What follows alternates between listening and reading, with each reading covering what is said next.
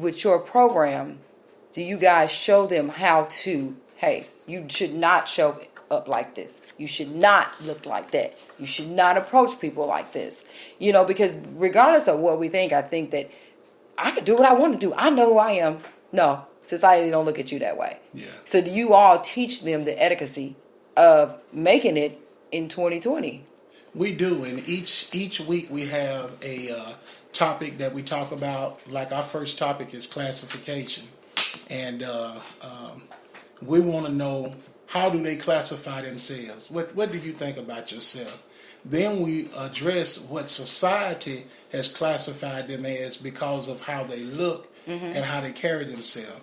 We tell them what the police department classified them as based upon the crimes that they have committed and the charges that they got. Then we tell them that the prison system classified them based upon their third grade reading level. And if you feel like you're this person, then why you make everybody else right? And those are things that we try to teach them. We tell them coming in for our orientation. Orientation is like bananas. We have a casket that we have every orientation. We put every child's name tag in the casket. We tell them to go up and pull their name out. We have a conversation with them. This is where you headed at. But tonight you can make a decision to say, you know what, I'm not going to wind up in this box. And a lot of kids in that moment, reality sets in for them. And we tell them during orientation, we don't want you coming here with your pants down. We don't want you on your cell phone. We don't want you to disrespect us. Don't be disrespecting your parents while you're in the program. Because we've had parents, we had a grandmother call us and said, you know what, he said he's not coming to the program, and he put his hands on me. So we actually went to the grandmother's house, took him in his room, and we put our hands on him. Now he know how to respect a woman. So our program ain't like, some programs. We have to go and tap them up a little bit so they can understand you don't put your hands on women. And we make school visits too. Yeah. How does that work out? Okay, so have you ever had one of your members of gang come at you like, I've been here long enough. You ain't gonna tell me what to do? Oh yeah, I had a young guy got smart with me and told me, well, come on outside. And I said, well, that's fine, let's go. And then one of the other kids in there, his daddy and family knew me from when I was on the street. And they was like, man, you don't want to go out here, dude, with him. He was GD, this is what he done. So when he got outside, it was totally different. Oh, man, I didn't mean to disrespect you. I really didn't realize who you are. I was like, no, let's go ahead and get this over with because you ain't going to respect me. I'm old for a reason. And you're going to respect me because I got to get to this age. Because I hadn't disrespected you. I always tell them, when you here, we will not disrespect you all. Because y'all are young men. I'm going to show you the utmost respect. But when you disrespect me, that's it. That's it. I'm not going to have that. So it's kind of like... where they spare the rod type situation. Yes, do unto others. Do unto others as they do unto you. Have you stopped a young person before from doing a violent crime? Like, have you just somebody came to you and say, hey, this is what I'm feeling, this is how I'm doing, da da da da. Have you had to intervene before with a young person? Yeah, that's the intimacy of the program. We all have a caseload, what we call it. Well, we have kids that we all take and we deal with.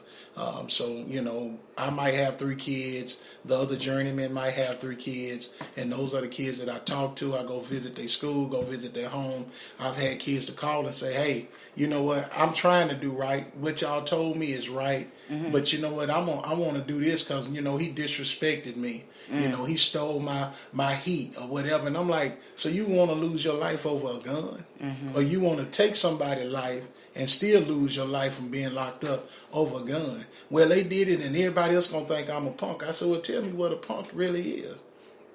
So I've had to talk a kid down to keep them from going because he was headed that way.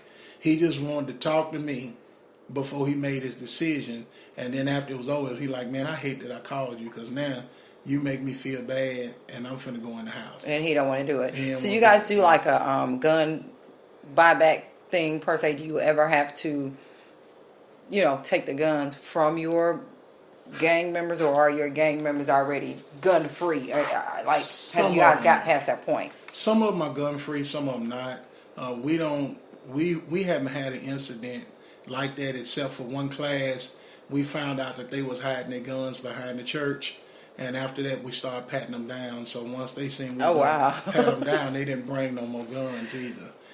But we hadn't had an incident where they have brought their guns. And I always try to let them know during orientation, you might be packing, but don't underestimate what we got. Mm-hmm. And for your safety, not ours, you need to keep yours at home. Yeah. Because if you're going to pull it, somebody going to pull theirs. And I'm sure not going to let them get me first. I'm like Jesse James.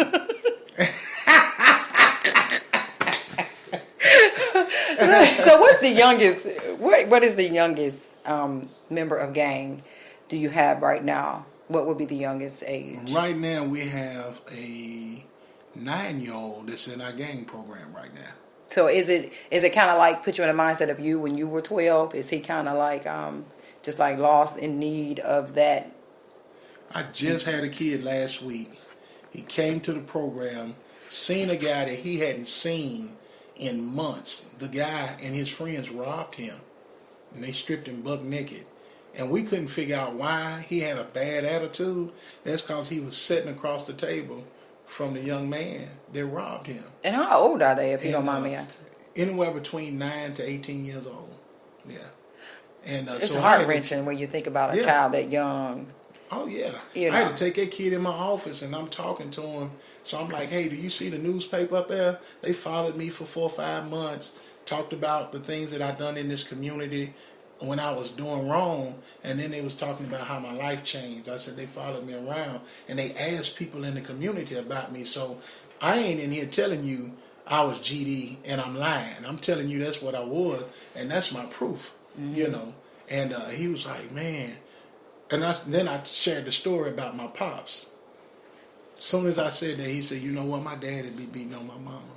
Mm-hmm. And it all just started to spill out, So those intimate moments like that, you have to take them out of the group to find out. And that's why I like the gang program. And the reason why we call our journeymen and not mentors, because we feel like we're taking a journey with the child.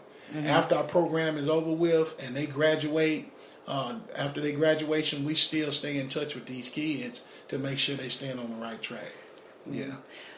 And, this is my first time sitting down with you talking about gang one-on-one. Yeah. And I've been familiar with the program for a while. I see you on the news all the time. Every time I turn on something, I see you there talking about the gang program. I do commend you for what it is you are doing with our youth. And you and I talked a little bit earlier, and we talked about not only just the men, but the women, the young ladies that's on probation. And,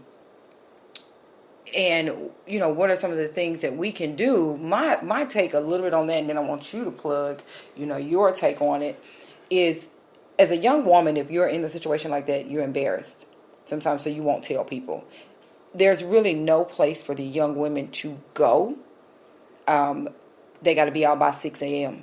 You can't be there. So if you're going to put me out by 6 a.m., I might as well stay here and deal with what I'm going with, because where am I going to go? Yeah. So I think we need to get together and try to figure out what can we do for the young women that are in that situation so that they are able to get out of that situation because they have somewhere to go.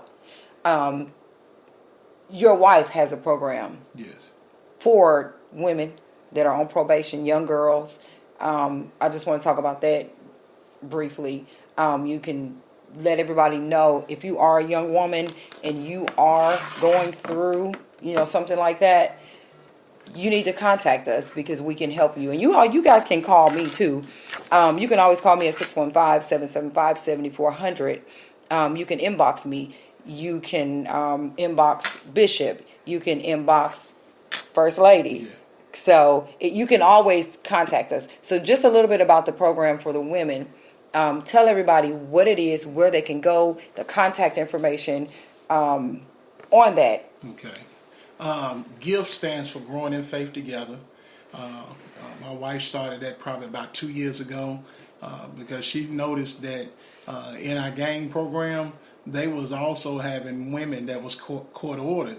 But you got a bunch of men trying to talk to a young lady they need another woman that has been there, done that can understand them. And so she came up with that, and her and another group of ladies got together and started having that program. And what we found out, that some of the girls that come through the program are like more hardcore than the guys. Oh yeah. You Women, know. we are. We about that life.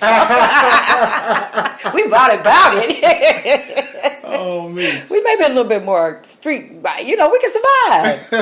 We know how to survive. So what we do with them is the women that comes in through the gang program, we put them in the gift program, and they graduate, after 12 weeks or whatever. But then a lot of the girls that's in the gift program, she just mentor them constantly throughout the year on Wednesdays. And if you wanted to put somebody in gang program or get them in the gift program, our website is gentlemenandnotgangsters.com.